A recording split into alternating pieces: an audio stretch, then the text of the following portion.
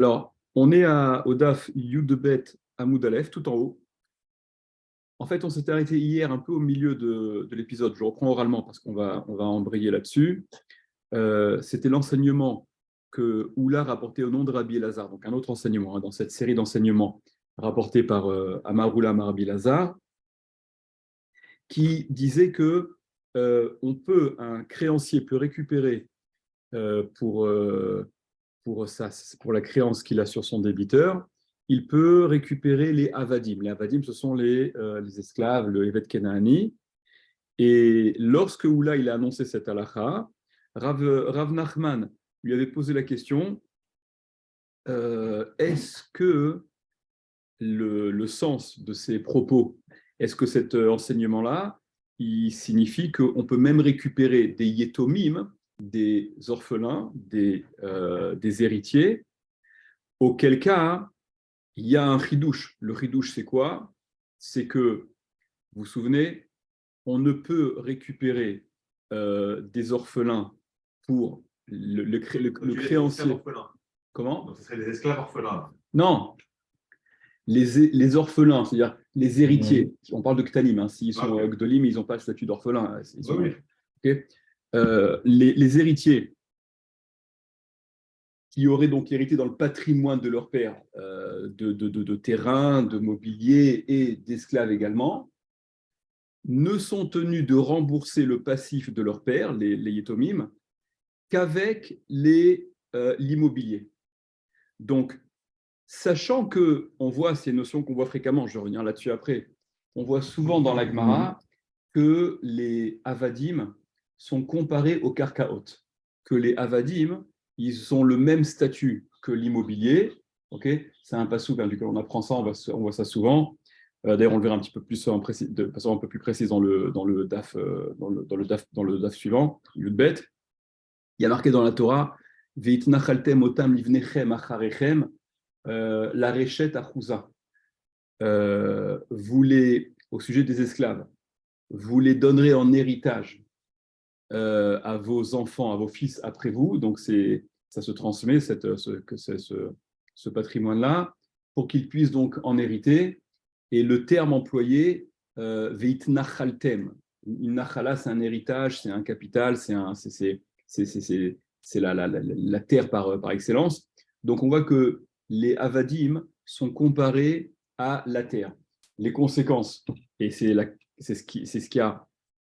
ce qui motive la question de Rav Nachman Aoula. Rav Nachman, il dit, attends, quand tu rapportes au nom de Rabbi Elazar que le créancier, il peut se saisir pour sa créance des avadim, donc des avadim, qui se trouveraient chez le débiteur, est-ce que ça signifie qu'il peut même récupérer les avadim de chez les yetomim, ce qui sous-entend que les avadim, ils ont un statut de karkaot, ils ont un statut, ils sont assimilés à l'immobilier, ok? Et donc, c'est simplement pour nous apprendre ça, que même dans un tel cas, on considère les avadim comme de l'immobilier, ok? Et donc, Rav Nachman, ça lui irait très bien si c'est de ça dont il s'agit.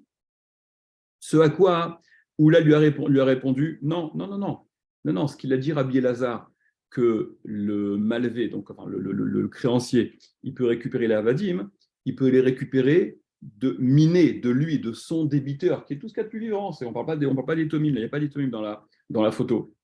Ce à quoi Rav Nachman, il objectait, mais attends, si c'est pour m'apprendre qu'il peut récupérer de son débiteur, il peut même prendre, si c'est nécessaire, Glimash d'Al-Kitfe. Il peut même prendre le vêtement qu'il porte sur ses épaules. Donc tu m'apprends quoi? Il peut récupérer les avadim pour sa créance. Bah, évidemment qu'il peut récupérer les avadim pour sa créance. Il récupère ce qu'il peut récupérer pour sa créance. Ce à quoi Oula venait dire, non, là on est dans un cas particulier. On est dans un cas particulier qui s'inscrit dans ce dont Rava avait parlé, que si ce Éved, il avait été désigné, apotiki, vous vous rappelez de cette expression-là, c'est un terme grec que les Chachamim décomposent, ça donne une idée. Apotiki, hypothèque. Il est désigné, ce Éved-là, comme garantie de ta créance. Donc, quoi qu'il en soit, tu te saisiras de ce Eved pour récupérer ta créance. Maintenant, dans le cas où ce Eved, il a été vendu, donc à un lakoar, à un acheteur, vous vous souvenez, on avait parlé de cette soudia il y a longtemps, là, les acheteurs successifs ou les différents acheteurs, etc. Si ce Eved, il a été acheté par donc un acheteur, une tierce personne, eh bien, le créancier, il pourra aller se saisir de ce Eved malgré le fait qu'il ait été vendu à une autre personne. Alors que si il s'agissait d'un autre mobilier, je dis mobilier au sens très large, et l'exemple dont parle Rava, c'était un shor, un animal par exemple, qui aurait été auparavant désigné comme garantie de la créance, donc de la dette que le débiteur doit à son créancier.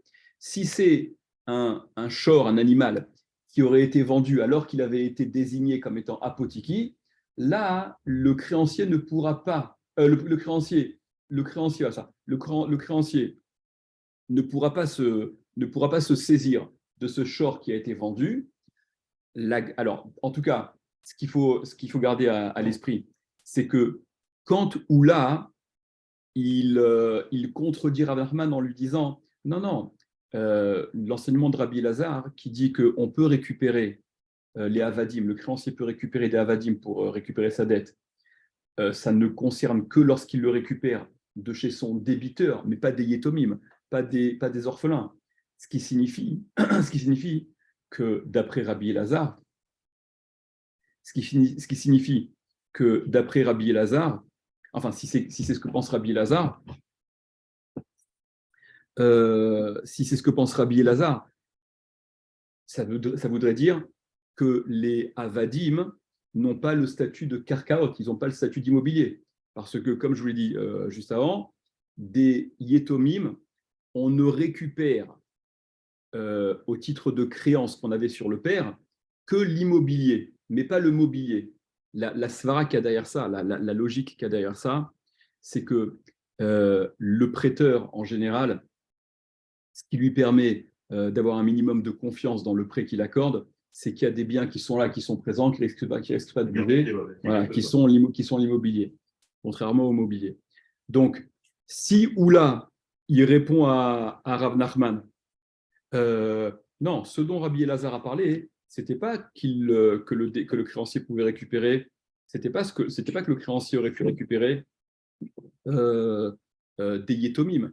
Il ne peut récupérer les avadim que de son débiteur qui est en chair et en os, qui est bien vivant.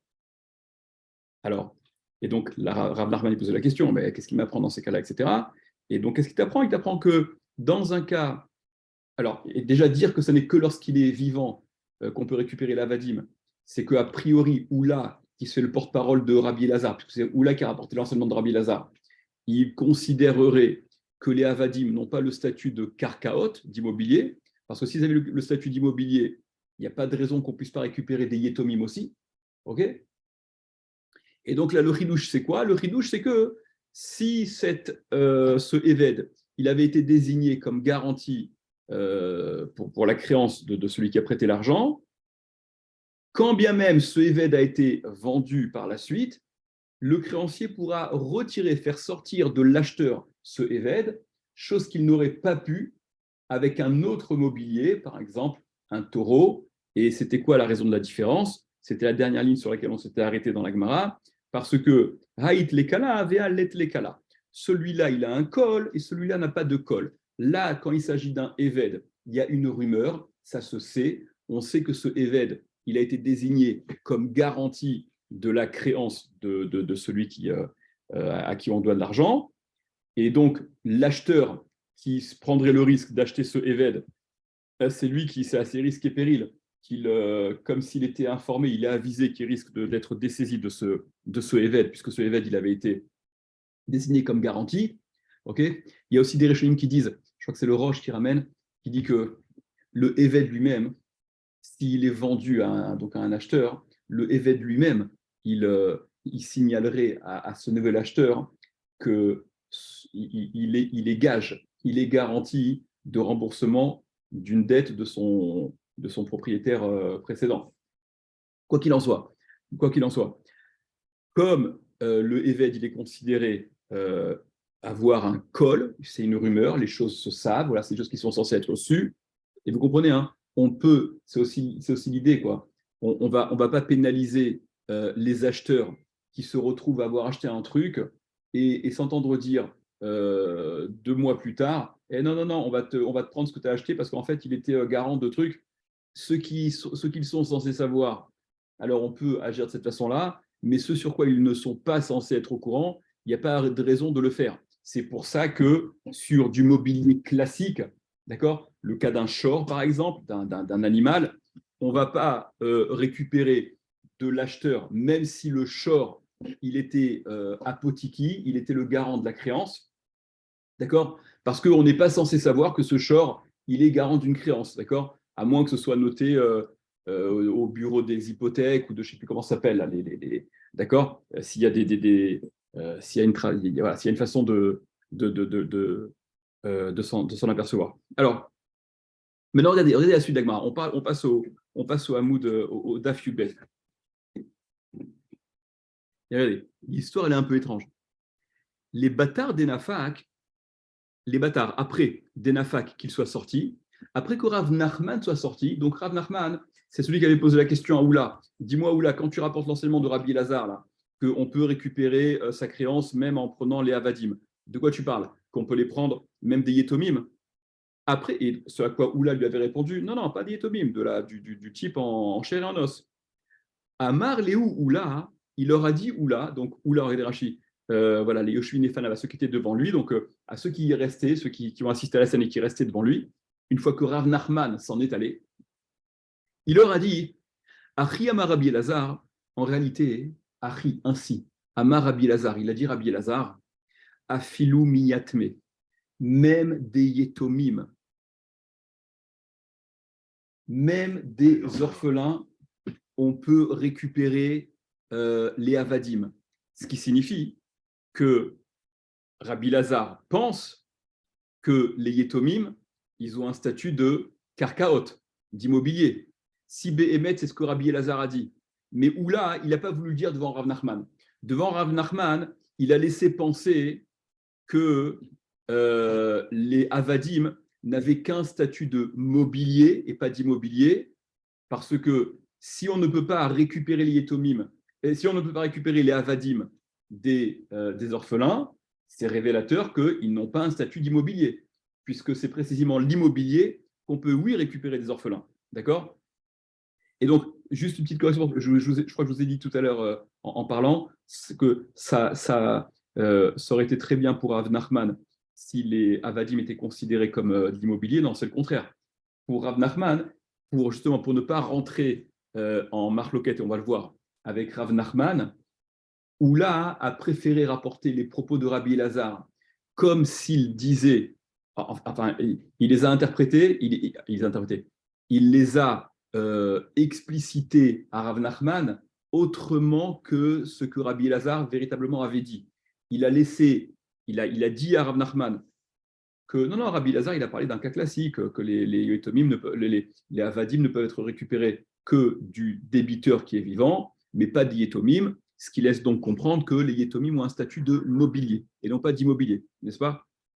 Mais une fois que Rav Nachman est sorti, là où là il a dit, il a fait tomber les masques, il a dit, donc, en fait, hein, je vous le dis, Rabbi Lazare, ce qu'il a dit, c'est que les Avadim, on peut les récupérer même des Yetomim, parce que les Avadim, ils ont un statut d'immobilier. Alors, on va revenir sur ces choses-là.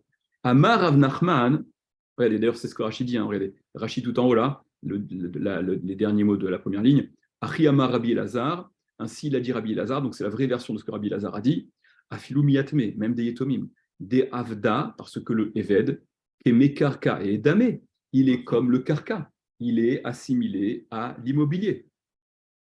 Quand Rav Nachman, il a entendu, parce que c'est venu à ses oreilles, qu'il y avait eu finalement cette, cette, cet agissement un peu étrange de la part de Oula, Amar Rav Nachman, il a dit Rav Nachman, Ishtamtin Oula, il s'est esquivé Oula. Oula, il a eu peur, d'accord? Il a eu peur de me dire la vérité, ce qu'il pensait, et donc il s'est défilé. Il m'a répondu ce que je voulais entendre, parce qu'il avait peur qu'en me disant ce que pensait véritablement Rabbi Lazare, j'aurais objecté et qu'il se serait retrouvé dans une situation difficile. Alors regardez Rachid. Ishtamti Noula, il a été Mishtamet Oula, il s'est défilé. Nishmat Mimeni, donc il m'a évité. Veyare, il avait peur, il a eu peur. Mishum de Svirale, Mishum de Svirali, Avda Kemetal Teledame, parce que moi je pense que le Eved, il a un statut de Metal Telim, de mobilier, ou Mitiarehu, et il avait peur, Shema Akapechenu Beilchot ou Bekushiot. Il a eu peur que je ne le mette à mal avec des questions et des objections, avec la halacha, avec des points de halacha. Bref, il a eu peur de m'affronter dans cette. Il a voulu éviter cet échange. La démarche, elle est un peu étrange. Hein. Il y a le Chazon Ish dans Emuna ou Bitachon. Si je retrouve rapidement, je le montre.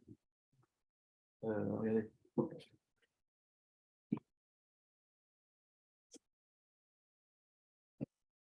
Il y a le Chazon Ish dans Emuna ou Bitachon.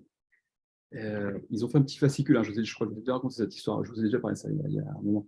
Ils ont fait il y a un petit livre qui s'appelle Emuna ou Bitachon du Chazon Ish. Mais cet écrit, il figure aussi à la fin de Taharot dans le Chazon Ish. Et là-bas, il n'a pas été censuré, contrairement à dans le petit livre qu'ils ont fait, ou chose extraordinaire quand même.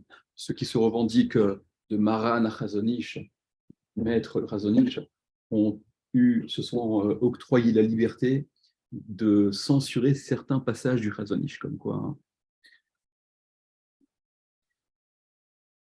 Hein. Ouais, forcément pas si incroyable que ça, mais enfin. Où est-ce qu'il dit ça Alors, si je le retrouve rapidement, je vous le montre. Sinon, je vais vous le dire oralement. Avec Guinée ou Palette.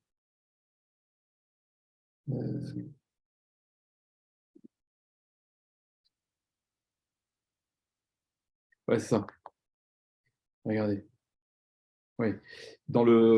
Si vous voulez le voir tranquillement, c'est le Perek Dalet, la haute Yud Gimel. Il rapporte, je vous le dis oralement, il soulève la question qui s'impose. C'est, il parle de l'importance de la gravité du sheker, d'accord, de la gravité de mentir, que même le mensonge, qui n'a pas de répercussions, c'est quelque chose de très négatif, de pas joli, qui abîme et toutes ces histoires, combien à plus forte raison, lorsque le sheker il est là pour obtenir des choses de façon donc malhonnête, bien évidemment. Mais là, alors il y a des Gemarotes qui rapportent, il y a des Gemarotes qui rapportent qu'il est permis à un Talmid Racham de mentir pour trois choses. C'est des histoires d'ordre de pudeur, pour maintenir une forme de respectabilité, de pudeur. On n'est pas censé tout dire, donc on peut un peu changer. C'est un peu le principe de Meshanim Mipnei Shalom. On peut même parfois changer, modifier la réalité, la vérité, pour maintenir le shalom, l'harmonie, la paix, etc. Mais là tu esquives une discussion de Torah, et donc quoi? Donc tu laisses l'erreur s'installer. On ne peut pas se permettre de ne pas rentrer Toraïv et l'ilmodan sarich, d'accord? Ça, c'est de la Torah. On peut pas faire il n'y a pas de complaisance avec la Torah. Qu'en est-il? Quelle est la halakha bémet? Et donc, ce qu'il apporte comme réponse, c'est que si ça se fait au prix, si la discussion, elle s'était faite au prix, elle aurait eu des conséquences de vexation, d'attitude qui n'auraient pas été positives et qu'il aurait mieux valu éviter, c'est une raison ça justifie cette démarche qui a priori semble aller à l'encontre de ce qui s'imposerait, quoi. D'accord ? Il y a des situations où il est préférable d'éviter la confrontation par rapport à la tournure qu'elle pourrait prendre cette confrontation, et par conséquent, là aussi, ça s'inscrirait dans on peut changer, voilà, on peut utiliser cette carte joker de mentir. Ce qui est un peu dérangeant, ce qui reste un peu dérangeant, c'est qu'on n'est pas en train de parler de chiffonnier, quoi. On n'est pas en train de parler, d'accord, on est en train de parler de Oula, de Rav Nachman, etc. Quoi, eux, ce serait entre-déchirés comme des chiffonniers, c'est un peu étrange. Revenons à nos moutons. La Gemara poursuit, allez. Hava Uvda ben RDA, il y avait une histoire à Nerdea. Donc Nerdea, c'est un des grands centres, hein, vous connaissez c'est la ville, un des grands centres de Torah de Babel. Et donc il y a un cas qui s'est présenté, Ve'agvu Dayane de Nerdea. Et ils ont récupéré ça, ils ont récupéré la créance. C'est-à-dire que les Dayanim, les juges de Nerdea, ils ont indiqué de récupérer justement avec des Avadim, et avec les Avadim, de chez les Yetomim. Donc, les Dayanim de Nerdea, ils ont agi comme cette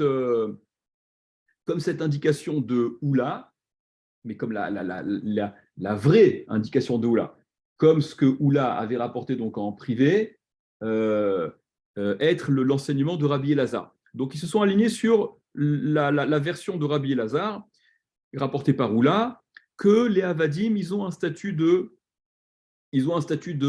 karkaot, d'immobilier, puisqu'ils ont récupéré des Yetomim. Ava Uvda Pumpedita. Il y avait aussi une histoire similaire à Pumpedita, encore ville connue, c'est les noms très connus, hein, les noms très célèbres que vous trouvez souvent. Ve'agve Ravchana bar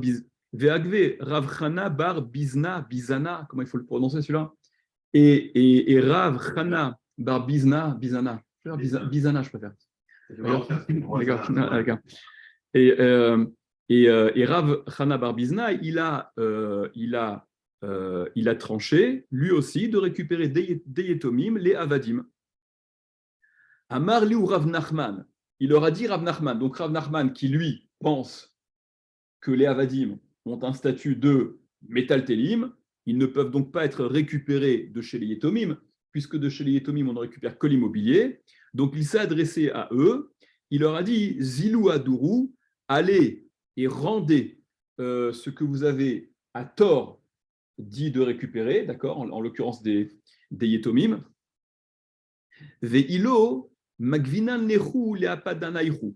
Et sinon, je vais moi récupérer de chez vous leapadanaihu vos biens, vos demeures.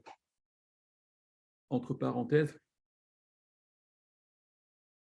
regardez juste Tosfot là, le petit Tosfot, le deuxième Tosfot à gauche. Zilou Adourou, allez et rendez donc ce que vous avez tranché, parce que suite à votre psaque, le créancier il a été payé avec les Avadim de chez les Yetomim. Or, moi je vous dis que c'est une erreur. Chashiv lehu ketoe bidvar Mishnah. Il les a considérés comme étant les Dayanim qui avaient donc décidé de récupérer les Avadim pour dédommager le créancier. Rav Nachman, qui leur a dit vous devez rembourser, il les a considérés Ketoe Bidvar Mishnah, comme se trompant, Toe, Bidvar Mishnah, dans une parole de Mishnah, dans ce qui est de l'ordre de la Mishnah. Ça évoque chez vous des souvenirs, cette histoire? Toe Bidvar Mishnah. Bon, je vous rappelle, je vous rafraîchis un peu la mémoire. On avait vu dans Sanhedrin, 3e Pérec, qu'il y a une différence à faire entre Toe Bidvar Mishnah, celui qui se trompe sur ce qui est de l'ordre d'une Mishnah, qui est explicite, et celui qui se trompe dans Shikul Da'at, celui qui se trompe dans ce qui est de l'ordre de l'appréciation, l'interprétation. Okay, et Toe Bidvar Mishnah, on revient sur ce qui avait été. Bon, c'était la Sougia, vous revenez dans Sanhedrin là-bas, on a vu ça ensemble, dans les Daf Lamed He, dans ces eaux-là, après Lamed He, Lamed Vav, dans ces eaux-là. Je crois. À Marley Rava, donc il y a Rava qui va s'adresser à Marley Rava et Rav Nachman. Il y a Rava qui dit à Rav Nachman Ha'ula, Ha'Rabi Lazar, Ha'Daine de Nerdea, Ve'a Rav Chana bar Bizna. Il y a Rava qui dit à Rav Nachman, dis-moi Rav Nachman, tu dis qu'ils se sont trompés, ils ont tous tort, mais ça fait quand même un peu beaucoup de monde. Ha'ula, il y a Oula, qui rapportait le nom de Rabbi Lazar, Rabbi Lazar, Ha'Daine de Nerdea, il y a les Dayanim de Nerdea, d'accord, qui ont donc tranché ainsi et qui ont agi selon ce qu'ils ont pensé. Vea Rafrana Barbizna, et il y a donc, dernier exemple, Rafrana Barbizna à Pumpedita, qui a aussi tranché de la sorte. Ils pensent tous comme ça. Mar, Keman Svirale. Mar, toi, c'est un terme élogieux, le maître, tu penses comme qui? Comme qui penses-tu? Tu dis, non, ils ont tous tort, ils se plantent tous. Mais comme qui tu penses, toi? À Marley, il leur a répondu, il a répondu Rav Nachman à Rava, hein, Anna matnita yadana. Moi, je connais une braïta, d'Etane Abimi, qu'il a enseigné donc à Vimi, qui dit la chose suivante. Ouzboul chal ala karka, ve'eno chal ala avadim.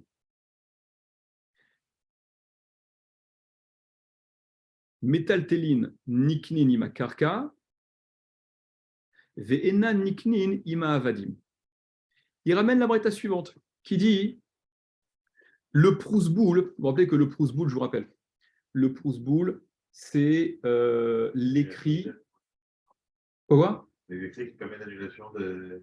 Qui permet d'éviter. L'annulation de la. Exactement. Voilà. D'accord. Voilà. Quand chaque année de Shemitah, tout cycle de cette année, la Shemitah, Shamot, Kol, Baal, Maché, Yado, d'accord, il y a un abandon de créance automatique qui est réalisé avec la Shemitah, qui karva Shenata Sheva, Shenata Shemita, etc. Et lorsque Hillel a vu que les gens avaient peur de prêter à l'approche de la Shemitah, et par conséquent, ils allaient à l'encontre de ce que la Torah disait, parce que la Torah dit, justement, je ne sais plus comment ça s'appelle, que tu n'aies pas cette mauvaise pensée de dire Karva Shenata Sheva, Shenata Shemita, Vera Enecha, la 7e année, l'année de la Shemitah s'approche, et donc ça va te dissuader de prêter, etc. Et donc celui qui a besoin, il se retrouve lésé. Donc à cause de cette espèce de transgression de ne pas prêter parce que la Shemitah elle est menaçante, Rava il a mis en place le système du Prousboul. Le système du Prousboul. Il l'a mis en place. Ouais, qu'est-ce que j'ai dit qui moi? Ah pardon, Hillel, pardon. Hillel, bien sûr, Hillel. Il a mis en place le système de Prousboul, d'accord, où finalement c'est déclenché par le Bet Din. Le Prousboul, il est défini, beaucoup plus défini dans Masechet Gittin, hein, toute la façon dont ça se passe. Mais il y a le Bet Din qui vient et qui use de ses prérogatives de Efker Bedin Efker. C'est-à-dire que le Bedin, il peut décider de casser la propriété de qui que ce soit et par conséquent décider que l'ancien débiteur, de toute manière, ce qu'il a n'est pas à lui et il décide de le donner. Le Bedin décide que ce que le débiteur devait, eh bien, pour autre chose, hein, limite pas par rapport à cette créance-là, mais le débiteur devra payer l'équivalent de la créance au créancier. Et le Prousboul, ça c'est un des détails pour que le Prousboul soit réalisé, il faut qu'il s'applique à la carca, sur le carca, sur l'immobilier, c'est-à-dire qu'on considère que le débiteur, il a un minimum de carca, et même si ce n'est pas le cas, on s'arrange avec ça, d'accord? Parce qu'on considère que la Lagma, elle parle de ça, on considère que le prêteur ferait acquérir, même sans que le débiteur ne le sache, une partie de son immobilier.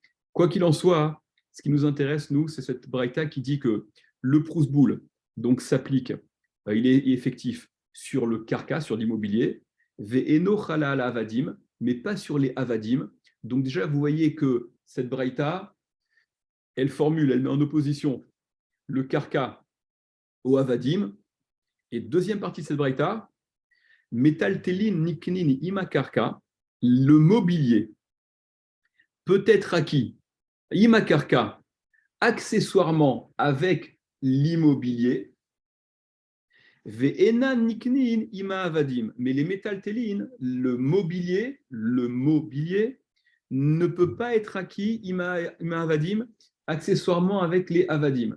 Donc on voit que ce qui est valable pour le karka ne l'est pas pour les avadim. Donc il y a bien cette différence qui est faite entre les karkaot et les avadim, d'après cette braïta. Et c'est ce qui fait dire à Rav Nachman qu'on ne peut pas récupérer des yetomim, les avadim, parce que les avadim n'ont pas un statut d'immobilier. Ils sont considérés comme du mobilier. Allez, juste...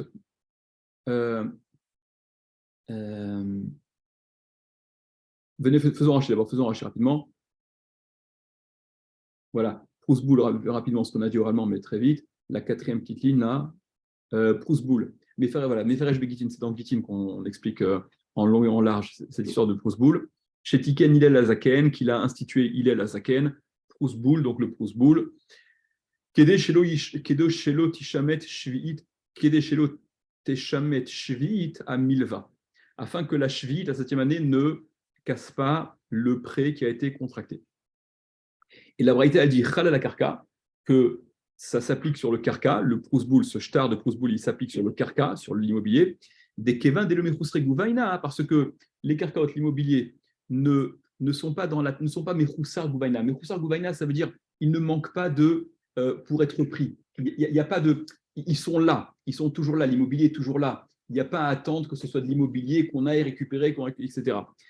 Vézé, Katavlo Aléen. Et donc, celui-là, il écrit sur eux, chez Kol, sur le site immobilier, chez Kol Chov, chez Yeshlo Alav, que toute créance qu'il a sur un tel, chez Igvenu, qu'il puisse la récupérer, Kolzman Shiyirtse, quand il veut, Kaime Birchouté des Malvé.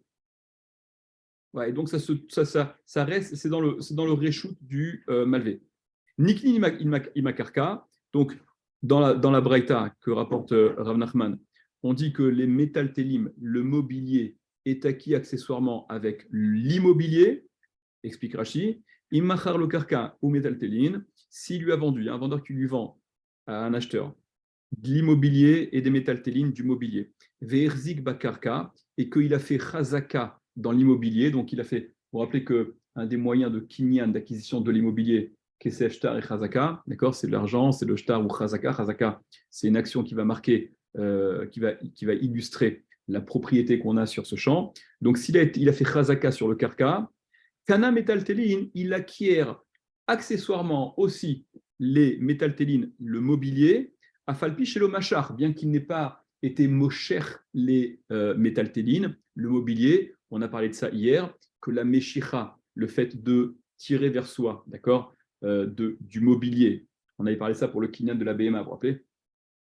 Bien que la Meshira, c'est en principe un des moyens qui est nécessaire pour le mobilier, bien qu'il n'ait pas agi sur le mobilier, puisqu'il a acquis l'immobilier, eh bien, les métaltélines sont acquis accessoirement à l'immobilier. Par contre, les métaltélines, le mobilier, ne sont pas acquis avec les avadim, ils ne sont pas acquis donc accessoirement au avadim.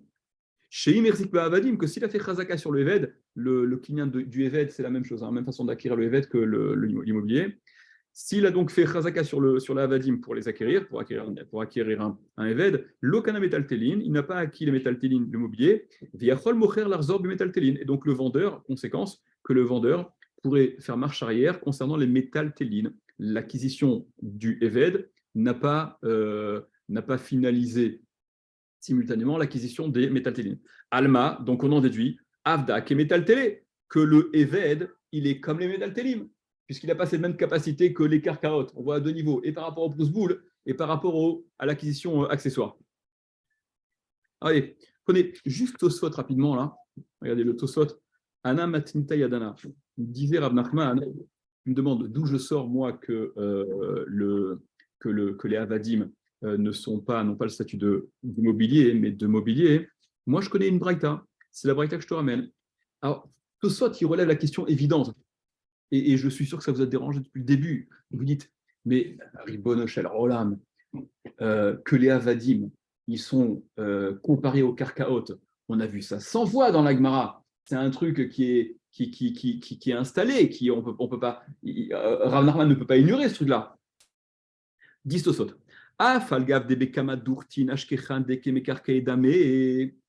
Bien que dans différents endroits, Afalga, bien que des Kamadurtin, dans différents endroits.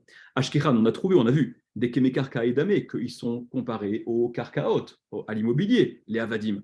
Les Inyan Onaa, par exemple, par rapport à la Onaa. Onaa, c'est que il n'y a pas de Onaa c'est une Mishnah. Il n'y a pas de Onaa. C'est une Mishnah dans Baba Metzia, dans Azav, le 4e Pérec. Il n'y a pas de Onaa dans les Karka. Onaa, c'est quoi Onaa? Onaa, c'est lorsque le prix de vente il a excédé au-delà du 5e. Alors, ça dépend si tu prends valeur d'origine ou avec le 6e, enfin, la quote-part supplémentaire qui a été ajoutée. D'accord? C'est-à-dire qu'un 5e de 5, c'est 1. Si tu rajoutes ce 1 à 5, ça fait 6, ça fait donc un 6e. D'accord?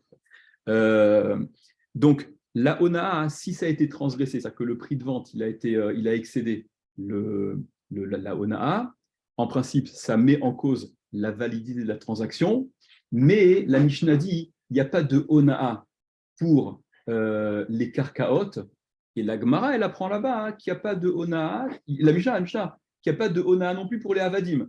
D'accord? Parce que justement, ils sont comparés. Parce que Ukshu, ils ont été comparés, les Avadim aux Karkaot. Donc tu vois que dans ce dîme de la Torah, les Karkaot sont comparés, les Avadim sont comparés aux Karkaot. Veshvoa, et pour la Shvoa aussi, pour le serment, En Nishba'in à la Karkaot. On ne jure pas sur l'immobilier, okay? Celui qui serait en situation de devoir jurer. D'accord? Par exemple, il y a un témoin, par exemple, on a vu différents cas. Celui qui est modé Bemitzat, celui à qui on revendique une somme d'argent, il le reconnaît en partie. Il est modé Bemitzat. D'accord? Il doit jurer sur l'autre partie. Ou bien celui qui est accusé par un témoin. Ed Echad, un seul témoin, il est Mechayev Shvoua. Il rend Chayev de Shvoua. D'accord? 2 Edim. Ça considère la chose comme étant établie. Un seul témoin, c'est Mechayev Shvoua. Donc, dans un cas où le type il doit jurer, la Mishnah elle dit que En Nishba'in, on ne jure pas sur les karkaot, sur les immobiliers, et avec ce même Ekesh, d'accord, cette même comparaison-là, le fameux pasouk, vous les donnerez en héritage, un truc à vos fils, etc. Donc, on voit bien que dans ces dynimes de la Torah, le Eved, il a oui été comparé au karkaot. Il ne peut pas ignorer ça, Rav Nachman. Donc, Distosot, Omer ri, il dit ri, Deacha que ici, lo aire et la bémile des Rabanan, il ne s'agit que de ce qui est du domaine des Rabanan. Ce dont parle Rav Nachman, ça n'est que ce qui est dans le cadre des Rabanan, veligvot miyatme, et récupérer des yetomim, ou milekuchot, ou des lekuchot, d'accord, des acheteurs dont on a parlé, vesavar shibuda lav de oraita, parce qu'ils pensent, alors ça c'est une grosse marque locale cette histoire-là, et ils pensent, donc Rav Nachman, que Shibuda lave des Oraita, que l'obligation qui a été contractée suite, par exemple, à un prêt, une obligation qui est contractée suite à un devoir de celui qui est redevable, ce Shibud-là, cette espèce d'obligation, elle n'est pas des Oraita, elle n'est que des Rabbanan. Donc on n'est pas dans un cadre des Oraita. C'est une notion qui est très vaste. D'accord, on pourrait ça, ce truc. Donc, vélo gavé et l'ami des rabanan. Et donc, tout ce remboursement-là n'est que des rabanan. C'est-à-dire que ces histoires-là, de ne pas prendre des yetomim, de prendre ça des yetomim, pas des yetomim, etc., ça n'est que des rabanan. Et dans ce qui est de l'ordre des rabanan, Rav Nachman pense qu'il n'y a pas, les karkaot ne sont pas assimilés, les avadim ne sont pas assimilés comparés aux karkaot. Ok, je laisse Tosot à ce niveau-là pour l'instant.